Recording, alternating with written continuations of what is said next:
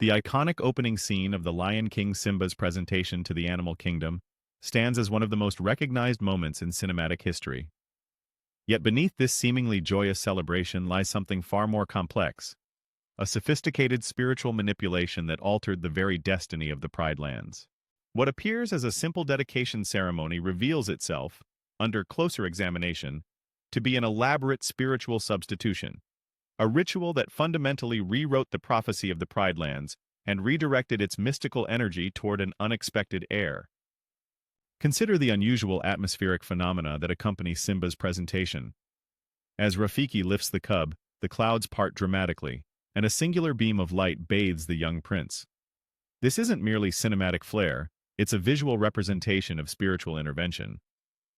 In African shamanic traditions, sudden changes in weather patterns during rituals often signify spiritual forces actively engaging with the physical world.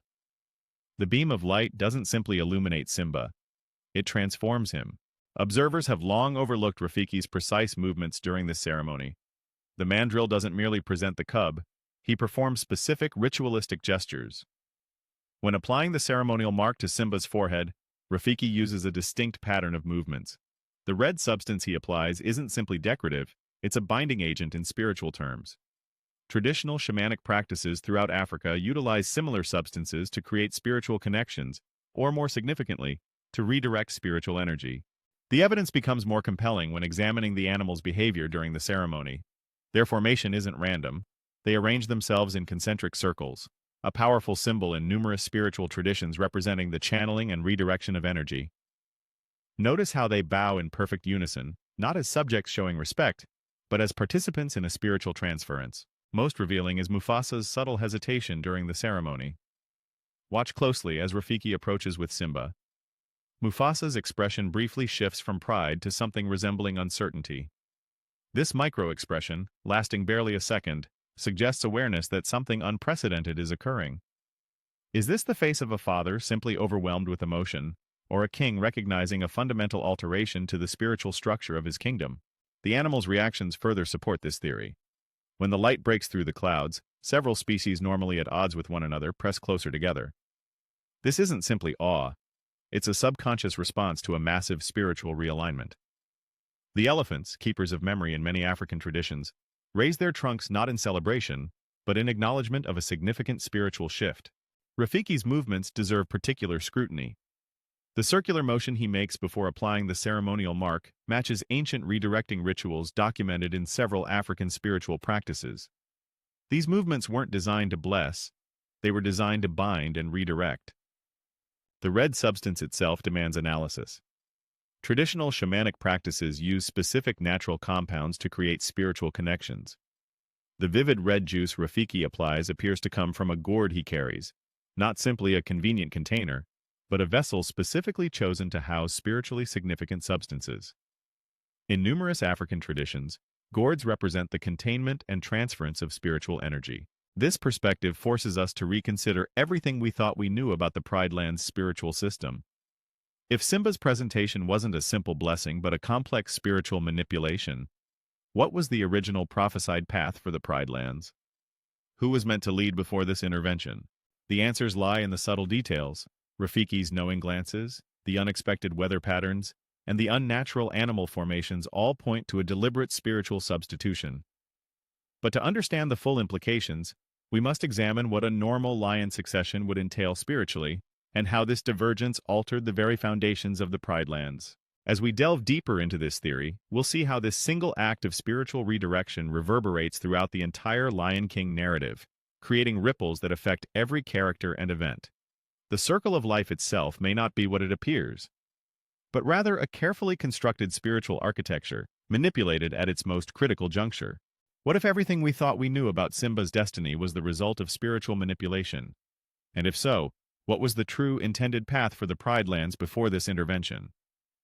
To understand the full implications of the spiritual substitution theory, we must first establish what we know canonically about the Pride Lands' spiritual system and the circumstances surrounding Simba's birth. The Pride Lands operate on a complex spiritual framework known as the circle of life. This isn't merely a philosophical concept, but a tangible spiritual system where past kings continue to influence the physical world. Their spirits manifest in the stars, watching over their descendants and occasionally offering guidance. This connection between the physical and spiritual realms is maintained through specific rituals and intermediaries. Rafiki serves as the primary spiritual conduit for the Pride Lands. His role extends far beyond that of a wise advisor. He's a shaman who bridges the gap between the living and ancestral realms. His tree is covered in paintings that document not just history, but spiritual lineages and prophecies. These aren't decorative. They're active spiritual records that respond to changes in the Pride Land's destiny. Notice how, in several scenes, Rafiki interacts with these paintings as if they're living entities, applying or altering marks to reflect spiritual shifts. The canonical presentation of Mufasa's connection to the great kings deserves particular scrutiny. While Mufasa teaches Simba about the king's continued presence in the stars, his own interactions with ancestral spirits appear limited compared to Rafiki's. This discrepancy suggests a hierarchy within the spiritual system, shamans as active communicators and royalty as designated vessels for spiritual energy. The spiritual elements of the Lion King draw heavily from African traditions, particularly those found in various shamanic practices across the continent. Many African spiritual systems feature ancestral guidance, ritualistic markings, and the use of natural elements as conduits for spiritual energy. However, the Pride Land system appears uniquely structured around the royal lineage, creating a direct correlation between political and spiritual power. This correlation reveals the first inconsistency in the established narrative. In most African spiritual traditions, political and spiritual leadership are often separated to create balance.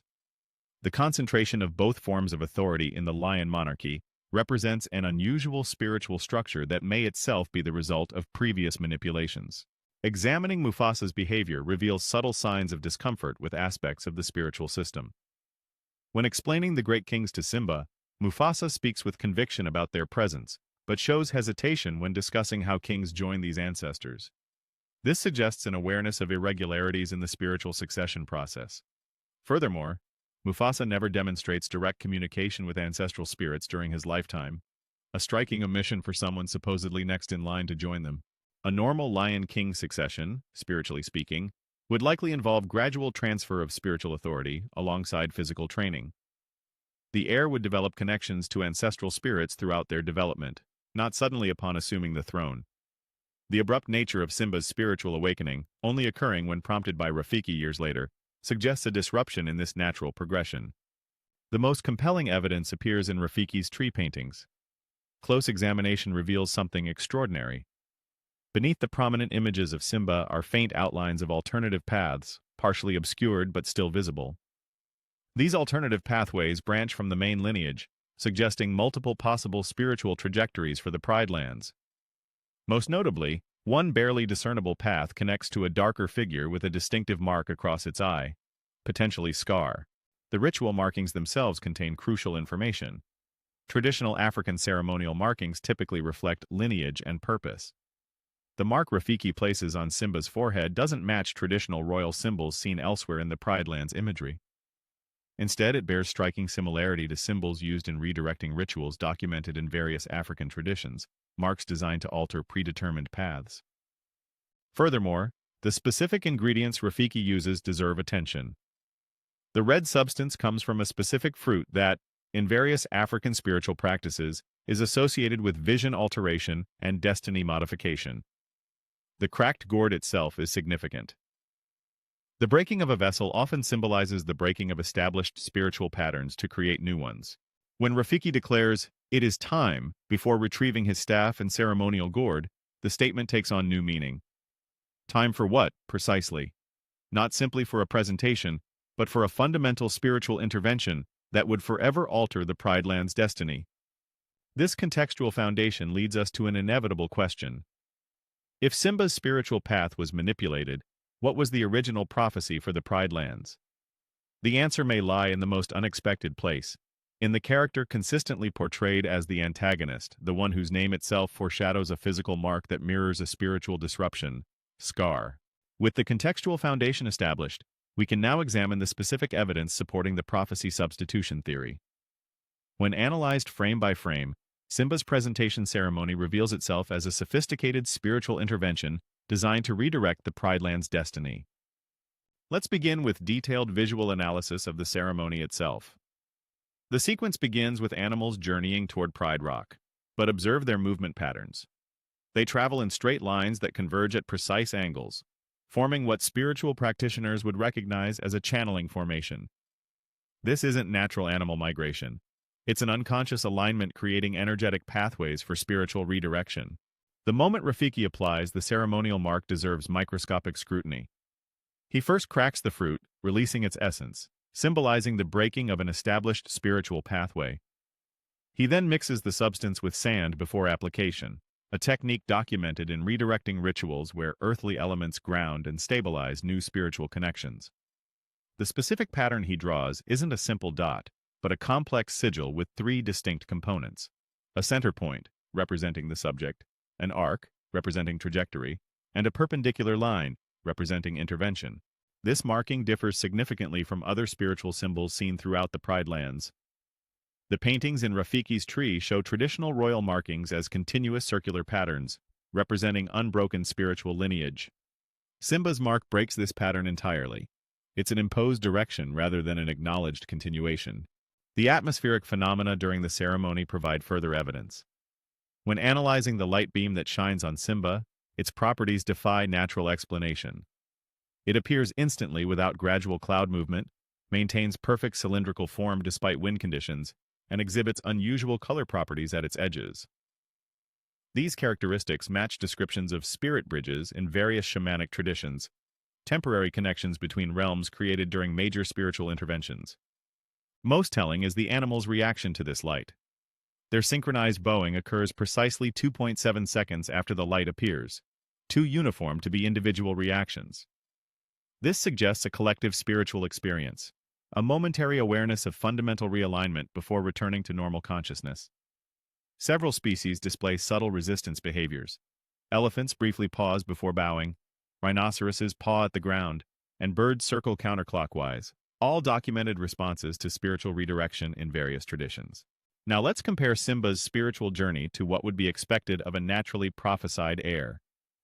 True spiritual heirs typically demonstrate early connection to ancestral guidance. Simba shows none of this. His relationship with spiritual matters is entirely educational rather than intuitive. His famous Kings of the Past conversation with Mufasa reveals no personal spiritual awareness, only received information. Even more revealing is Simba's complete spiritual disconnection during his years away from the Pride Lands. A naturally chosen spiritual vessel would experience continued connection regardless of location. Simba's spiritual awakening only occurs when Rafiki literally finds him, suggesting his connection required external reestablishment rather than being inherent. The great kings themselves appear hesitant to accept Simba. When Mufasa's spirit finally appears to Simba, note the significant delay between Rafiki's summoning actions and the actual manifestation. The clouds form and reform several times before Mufasa's image stabilizes, evidence of spiritual resistance. When Mufasa finally speaks, his first words are tellingly ambiguous. "You have forgotten who you are." This isn't merely about royal identity, it's about spiritual displacement. Examining Scar's markings provides crucial contrasting evidence. His namesake eye marking bears striking similarity to symbols of true seeing in various African traditions, marks associated with those who perceive beyond veils of illusion. Throughout the film, Scar consistently demonstrates unusual spiritual awareness, from his pragmatic understanding of power dynamics to his recognition of the hyena's potential despite their spiritual outcast status. The mechanics of such a spiritual substitution require specific conditions.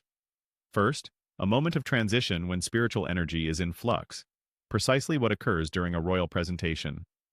Second, a legitimate alternative vessel, Simba, as Mufasa's son, qualifies despite not being the prophesied heir.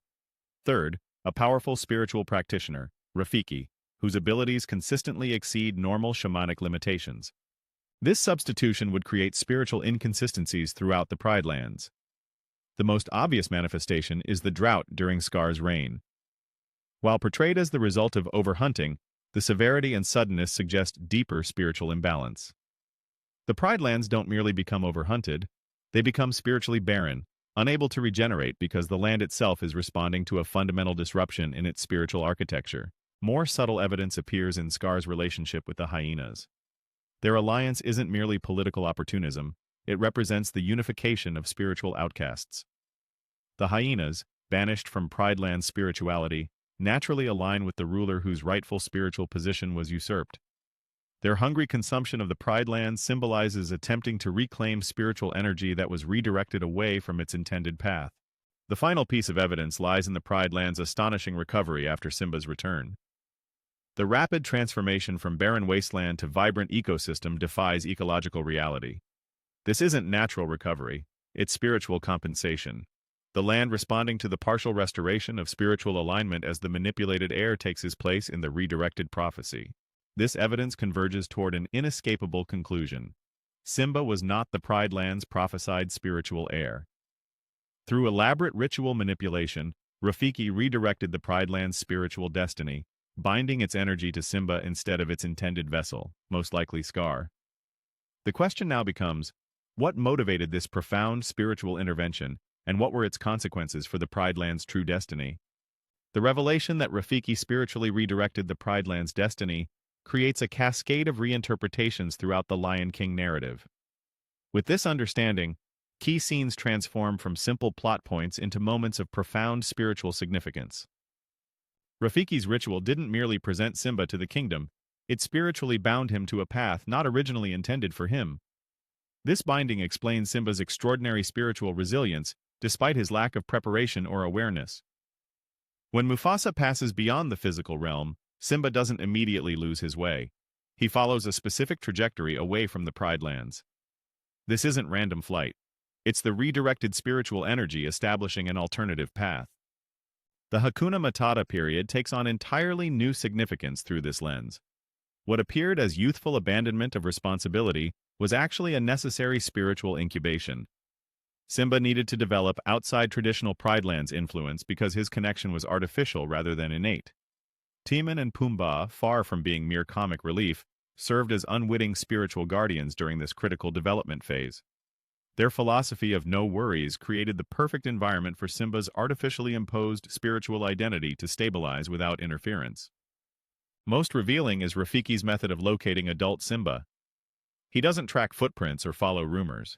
He catches Simba's fur on the wind and performs a specific ritual with it. This isn't simple confirmation, it's spiritual recalibration. The pattern Rafiki draws around Simba's hair matches ancient calling back symbols documented in various traditions. He's not discovering Simba's location, he's reactivating and strengthening the spiritual connection established years earlier. Scar's awareness of this manipulation explains his seemingly disproportionate rage toward his brother. His famous line, "I'm surrounded by idiots," takes on new meaning when viewed as the frustration of someone spiritually aware enough to sense manipulation, but powerless to reverse it. His obsession with the phrase, "Long live the king," reveals itself as bitter acknowledgement of an artificially extended spiritual lineage. The confrontation between Simba and Mufasa's spirit becomes particularly significant. Notice the specific conditions required: nighttime, reflection in water, and Rafiki's presence. These elements match conditions for spiritual reinforcement rituals. Mufasa doesn't appear simply to motivate Simba. His manifestation actively strengthens the redirected spiritual bond at its moment of greatest vulnerability. This understanding transforms our perception of fate versus free will throughout the narrative. Simba's journey wasn't about choosing to accept responsibility. It was about fulfilling a spiritually imposed destiny that continuously pulled him back toward Pride Rock despite his conscious choices. His resistance to returning wasn't mere reluctance. It was his authentic self struggling against artificial spiritual binding. The hyena's role expands beyond simple antagonists. They become spiritually significant as natural counterbalances to the manipulated order. Their presence in the elephant graveyard connects them to death and transition, traditional domains for spiritual truth. Their hunger isn't merely physical but spiritual, attempting to consume and thus expose the artificial nature of the Pride Land's spiritual structure. The most profound, "this changes everything" moment comes during Simba's confrontation with Scar. When Scar whispers the truth about Mufasa's fate, Simba experiences a moment of complete clarity, visible in his expression changing from shock to focused rage. This isn't merely emotional response, it's spiritual recognition. For a brief moment, Simba glimpses the true spiritual pattern beneath the manipulation, creating the perfect conditions for the redirected prophecy to fully crystallize. Simba's victory over Scar wasn't simply physical triumph but spiritual consolidation. The rainfall immediately following doesn't merely symbolize renewal, It represents spiritual ratification. Water in numerous traditions serves as conduit for spiritual transformation. The rainfall literally washes away the remnants of the original prophecy, completing the substitution begun years earlier during the presentation ceremony. Perhaps most telling is how the Pride Lands respond to Simba's roar from Pride Rock. The transformation is instantaneous and total. Vegetation returns, animals reappear, and balance restores. This defies natural processes, but aligns perfectly with spiritual transformation narratives. The land isn't healing, it's acknowledging the complete implementation of the substituted prophecy. Scar's final moments reveal his complete spiritual awareness. His famous line, "I am the king," isn't desperate denial but spiritual declaration, assertion of his rightful place in the original prophecy. The pride's rejection of him represents the final spiritual displacement as the substituted prophecy achieves complete dominance over the original intention. This perspective fundamentally transforms our understanding of the circle of life philosophy. What appeared as natural spiritual order reveals itself as carefully constructed spiritual architecture, manipulated at its critical juncture to create an alternative path. The perfect circle was broken and reformed around Simba rather than its intended vessel. The consequences of this manipulation extend far beyond Simba's generation. The spiritual foundation of the Pride Lands was fundamentally altered, creating ripple effects that would influence all future generations. The subsequent struggles seen in The Lion King 2 and The Lion Guard aren't merely new challenges, they're manifestations of continuing spiritual instability resulting from the original substitution. This understanding forces us to reconsider everything we thought we knew about the Pride Land's spiritual basis, and raises profound questions about its future stability. If Simba's reign was the result of spiritual manipulation rather than natural succession, what does this mean for the true destiny of the Pride Lands? And can a kingdom built on redirected prophecy maintain spiritual balance across generations? The revelation that Simba's reign resulted from spiritual manipulation rather than natural prophecy fundamentally transforms our understanding of the Pride Lands' entire framework. This wasn't merely a political succession, but a profound spiritual redirection that altered the kingdom's destiny on multiple levels. The consequences of this spiritual substitution extended far beyond Mufasa and Scar's generation. By redirecting the Pride Land's spiritual energy, Rafiki created an artificial spiritual architecture that, while functional, remained inherently unstable. This instability manifests throughout the extended Lion King narrative, appearing as recurring challenges to the established order. In authentic African spiritual traditions, manipulating prophetic lineages creates what's known as divided destiny, a spiritual state where the surface reality functions but remains disconnected from deeper cosmic patterns. Many traditions feature stories warning against such interventions, describing how redirected destinies inevitably seek balance through subsequent generations. This precise pattern emerges in the Pride Land's continued history. The evidence supporting this prophetic substitution forms a compelling pattern. The anomalous atmospheric phenomena during Simba's presentation, Rafiki's specific ritual movements matching redirection ceremonies, the unusual composition of the ceremonial substance, Simba's spiritual disconnection requiring external reactivation, the animal's synchronized yet resistant behavior during the ceremony, the Pride Land's unnatural deterioration and equally unnatural restoration, Scar's consistent spiritual awareness contrasting with Simba's spiritual education, the delayed and unstable manifestation of Mufasa's spirit, the specific conditions required for spiritual reinforcement, the immediate environmental response to the completed substitution. These elements converge toward a single conclusion. The Pride Lands experienced a fundamental spiritual redirection that, while successful in establishing Simba's line, created ongoing instability that would manifest throughout subsequent generations. The implications for Simba's descendants are profound. Kiara, as seen in The Lion King 2, faces unprecedented challenges to her legitimacy, not merely political resistance, but spiritual imbalance seeking correction.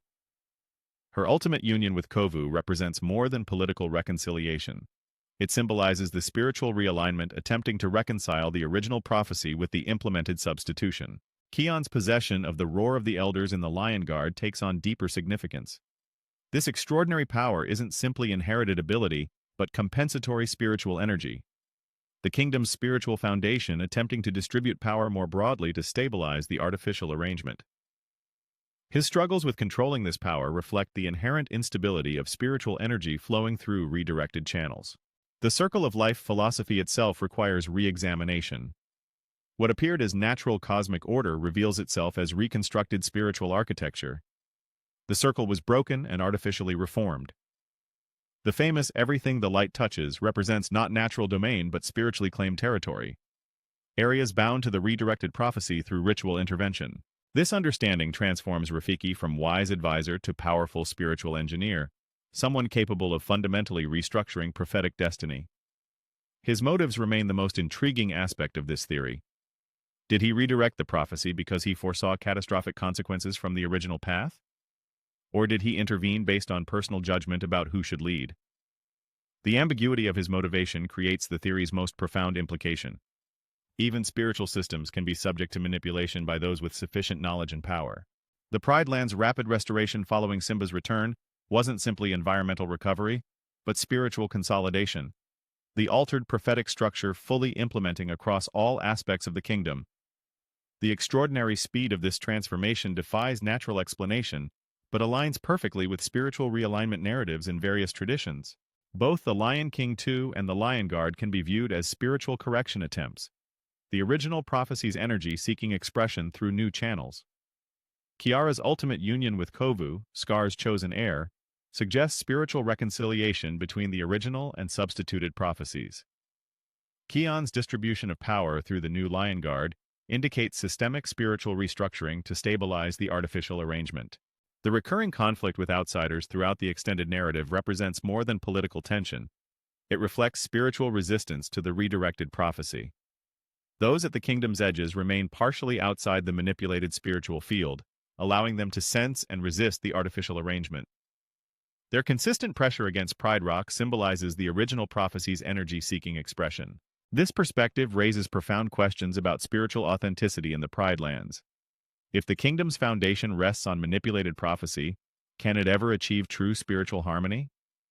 The ongoing challenges faced by Simba's descendants suggest continuous spiritual compensation rather than natural balance. Most significantly, this theory transforms our understanding of heroism and villainy throughout the narrative. Simba's journey wasn't triumphant return to his rightful place, but successful implementation of artificial destiny. Scar wasn't merely power-hungry usurper but spiritual casualty whose rightful place was redirected. Neither fully understood the spiritual manipulation that defined their lives and set them in opposition. The Pride Land's true spiritual destiny remains an open question. Did Rafiki's intervention prevent catastrophe or create ongoing instability? Was Scar's brief reign a glimpse of the original prophecy attempting manifestation, or simply the chaos resulting from spiritual disruption? Could the continued challenges faced by subsequent generations eventually lead to complete spiritual realignment? As we reconsider the Lion King narrative through this lens of prophetic substitution, we're left with a profound recognition. Even the most seemingly natural systems of order and succession can be subject to hidden manipulation. The circle of life itself may not be an immutable cosmic principle, but a spiritual construction, one that can be broken, redirected, and reformed by those with sufficient knowledge and power.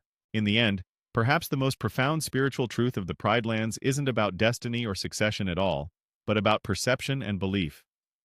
If a substituted prophecy is implemented with sufficient skill and power, and if subsequent generations live according to its structure, does it eventually become spiritually authentic on its own terms? Or does the original prophecy continue exerting pressure across generations, seeking eventual expression? The answer may lie in the stars, not as fixed pattern of ancestral kings, but as dynamic spiritual fields still responding to that momentous redirection ritual performed by a mandrill shaman at Pride Rock, when a single beam of light illuminated a lion cub whose destiny had just been fundamentally rewritten.